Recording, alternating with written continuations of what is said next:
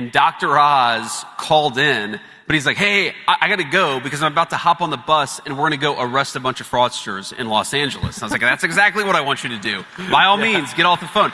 So we're doing a lot of that stuff. And I think one of the biggest things, and the most important things we're doing on this, Andrew, is that there was sort of in the Biden administration, probably intentionally, but regardless, this attitude of if you were committing fraud of under $1 million, you were committing fraud of under $1.5 million, we're just going to look the other way. And the approach that we've taken in the last couple of months is no amount of fraud is too big or too small. If you're defrauding the taxpayer, you ought to go to prison, and anybody who's helping you ought to go to prison too. That's great. I mean, I think this is one of the absolute slam dunk issues. How many of you guys out in this audience care about American taxpayers getting ripped off? Right? This is like a 90-10, 99-1 issue. The guy who was shouting at us earlier, he doesn't care at all about people getting ripped off by fraud. But, you know, I think it underscores a bigger problem, right? Because there's a lot of young people in this room, okay? A lot of you had some very formative years ripped off as well during COVID. You didn't get to do prom. Absolutely. You didn't get graduation. There were so many things taken from you. And, you know, you entered into the college years maybe with a really anemic workforce environment, inflation, historic, life's expensive. What do you tell young people right now that even right now they're wondering, what's the future that I can get? What's the career I can get? Can I afford to have a family, kids, buy a home? What's your message to them right now that have big questions ahead of their future? I think my message to young people who are wondering whether they can afford a family, whether they can afford a home, whether they can afford, kids and the American dream is you guys have every right to demand more of your elected leadership. And my job is to make it as possible for the answer to that question to be yes. And fundamentally, the question you should ask your politicians is exactly that. Are you pursuing policies that make it easier for me to afford a house, easier for me to get a good job, easier for me to get a good education, and easier for me to raise my family in safety and security and comfort? That is the fundamental issue. And the thing that bothered me so much about the last administration, there are all these unique policies that I could sort of point to that were disastrous, and a lot of them were absolutely terrible. But so much of it goes back to housing and immigration and the connection between the two. Under the 4 years that Joe Biden was president, housing literally doubled in value. Meaning if you're a young person trying to buy a house, it costs twice as much as it did before. And you layer on top of that higher interest rates. That's just in 4 years. Nobody can afford that kind of inflation in the housing market. And one of the biggest drivers of it is the fact that we let in tens of millions of illegal aliens.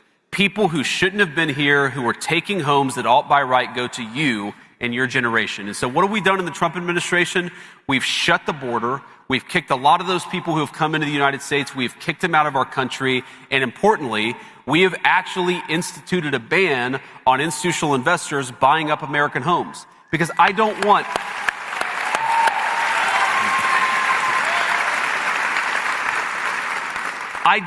private equity firms, many of them backed by foreign money, to buy American homes. I want you guys to be able to buy American homes. And I will say,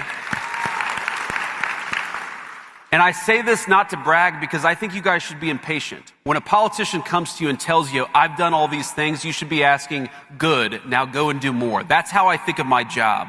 I don't wake up and say, oh, we did something really good last week. I think to myself, we did something good last week, now let's go do more of it, or let's go do something different. Because maybe the statistic that I'm proudest of in the entire Trump administration is that over the last 8 months, rents and home prices have come down. Not stayed the same, they have come down. And what I think of as our ultimate ambition is that after another few years of this administration, of stopping private equity barons from buying up homes, from kicking out more illegal immigrants, from securing the border, what we're going to see is housing that is much more affordable, and then we're going to keep on building on it year after year after year, because the American dream should not be sold to the highest foreign bidder. It belongs to you. Yeah.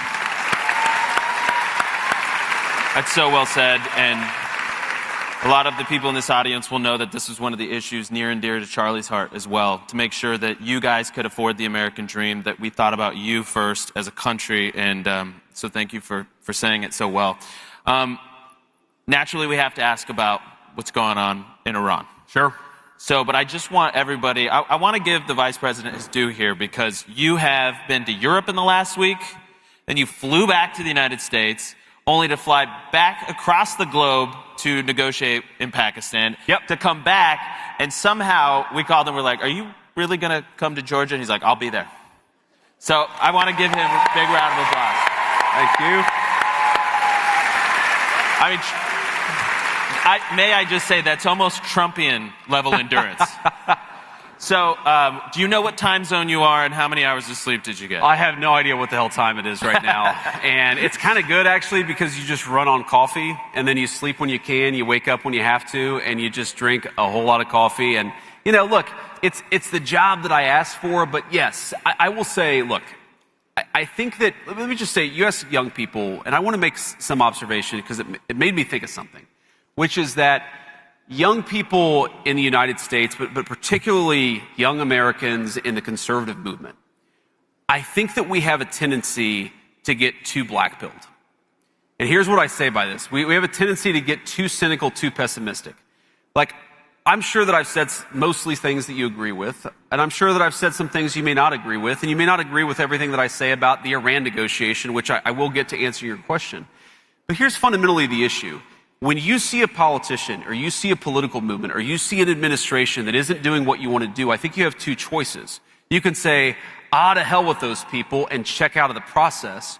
Or you can say, you know what, I'm going to get more involved. I'm going to make my voice heard even more. I'm going to pressure that administration to do exactly what I want them to do because they got my vote, they earned my vote, but they can't take it for granted. And I've seen some of this, you know, on various issues. Like for example, I recognize that a lot of young voters don't love the policy that we have in the Middle East. Okay, I understand that. I also know that we've secured the border. We've lowered housing prices now for 8 months in a row, and there's going to be more to come beyond that. We've made America energy dominant, which has lowered electricity costs and things like that. We've made it so that we have the lowest murder rate in 127 years. I'm not saying you have to agree with me on every issue. I'm not saying you have to agree with me on every issue. What I'm saying is don't get disengaged because you disagree with the administration on one topic. Get more involved. Make your voice heard even more. That's how we ultimately take the country back. It's not by you. You know, if you get 5 things you want and 1 thing you don't want, I see way too many people, especially in sort of the online conservative, you know, Twitter sphere, who say, you know, there's no point. No. Because, or let me give you another example, the SAVE Act, okay?